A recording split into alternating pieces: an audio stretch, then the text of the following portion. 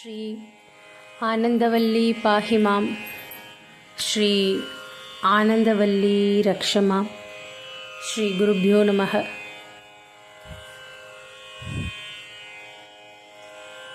இந்த வருடம் மே மாதம் 22ஆம் தேதி வைகாசி விசாகம்.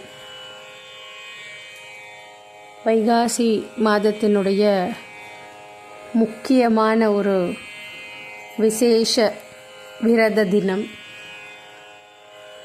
பௌர்ணமி எல்லாம் கூடிய சுபதினம். இந்த வைகாசி விசாகத்தினுடைய மகிமையை பற்றி இப்போ நம்ம பார்க்க போகிறோம். பொதுவாக வைகாசி விசாகம் அப்படின்னாலே முருகப்பெருமான் அப்படின்னு எல்லாருக்கும் ஞாபகம் வரும். பங்குனி மாதத்தை எடுத்துக்கொண்டோம் என்றால் பங்குனி உத்திரம் ஞாபகத்துக்கு வரும். தை மாதம்னா தைப்பூசம். அது மாதிரி வைகாசி மாதம் அப்படின்னு சொன்னால் வைகாசி விசாகம். முருகனை வீர கொண்ட விசாகா அப்படின்னு மனமுருகி பிரார்த்தித்தால் அப்படி முருகப்பெருமான் ஓடோடி வருவாராம். முருகப்பெருமானுக்குரிய விசேஷ தினம் வைகாசி விசாகம். முருகப்பெருமான் அவதரித்த திருநாள் அப்படிங்கிறதுனால அந்த நாளிலே விரதம் இருந்து வழிபடுவோருக்கு வேண்டிய வரங்கள் எல்லாம் கிடைக்கும் அப்படிங்கக்கூடிய நம்பிக்கையிலே வைகாசி விசாகத்தன்று பெரும்பாலானோர் விரதம் மேற்கொள்வார்கள்.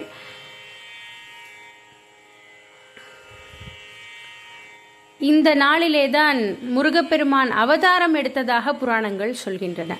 அதாவது மொத்தம் 27 நட்சத்திரங்கள் இருந்தாலும் அந்த 27 நட்சத்திரங்களிலே கிருத்திகை மற்றும் விசாக நட்சத்திரங்கள் முருகப்பெருமானுக்கு உரிய முக்கியமான விரத வழிபாட்டு நாட்களாக கருதப்படுகிறது.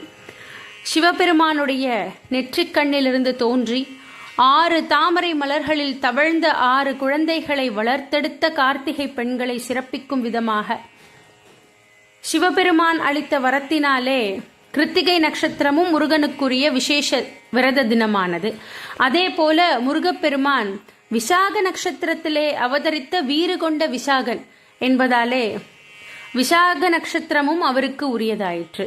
அது மட்டும் கிடையாது, ரொம்ப முக்கியமான ஒரு விஷயம் இதில் என்ன அப்படின்னு கேட்டால், விசாகம் நட்சத்திரம் ஞானத்திற்கு உரிய நட்சத்திரம்.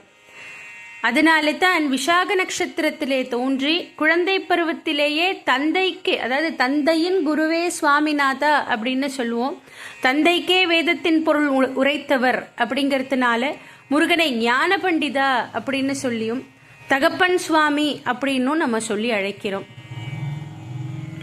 வைகாசி மாதத்திலே வரக்கூடிய பௌர்ணமியும் விசாக நட்சத்திரமும் இணைந்து வரும் நாளை வைகாசி விசாகமாக கொண்டாடுகிறோம்.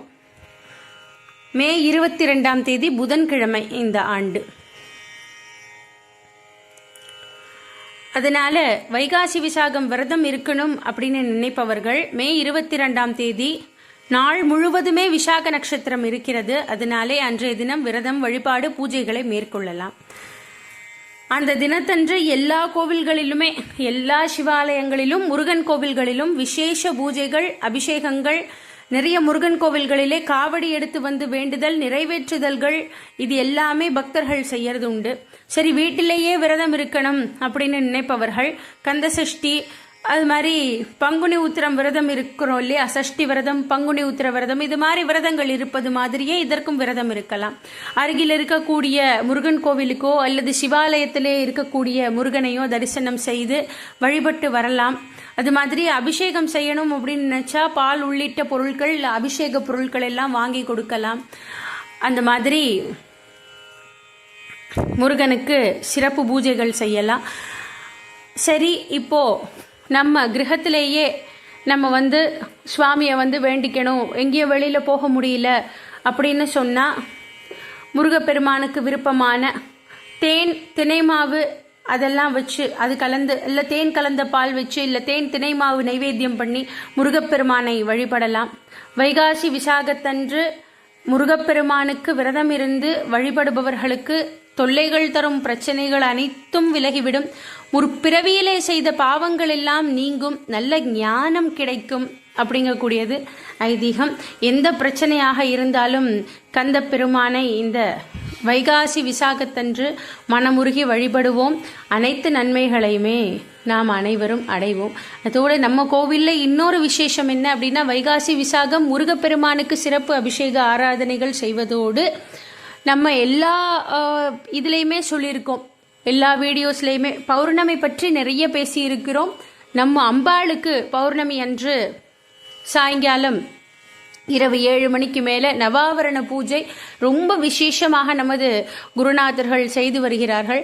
அந்த நவாவரண பூஜையினுடைய அந்த விசேஷங்கள் எல்லாத்தையும் பற்றி அன்றைய தினம் நம்ம எப்படி அலங்காரம் பண்ணுறோம், என்ன மாதிரி பூஜைகள் செய்கிறோம், என்ன மாதிரி நைவேத்தியங்கள் எல்லாமே நம்ம ஏற்கனவே நிறைய சொல்லியிருக்கோம். நவாவரண பூஜையை பற்றி, நவாவரண பூஜையை கலந்து கொள்வதனாலே என்ன பலன், அதை பார்த்து அந்த நேரத்தில் நம்ம அம்பாளை வேண்டிக்கிறதுனால என்ன பயன் அப்படின்னு நிறைய பேசி இருக்கிறோம். அதனாலே வைகாசி விசாகம் மற்றும் பௌர்ணமி இணைந்து ஒரு மிகவும் சிறப்பானதொரு தினமாக வருவதனாலே முருகப்பெருமானுக்கு அபிஷேக அலங்காரங்கள் தீபாராதனைகளும் நடைபெறும். அதைத் தொடர்ந்து பௌர்ணமி இரவு நவாவரண பூஜை அம்பாளுக்கும் விசேஷமாக நடைபெற இருக்கிறது.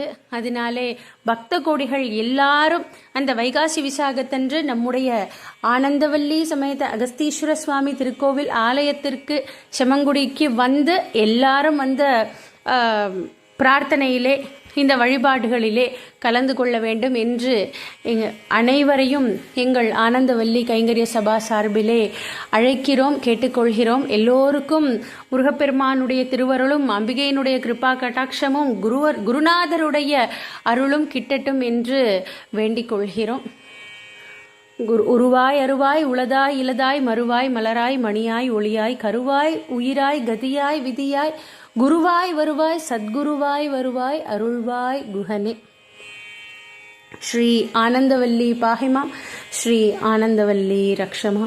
ஸ்ரீ குருபியோ நமக.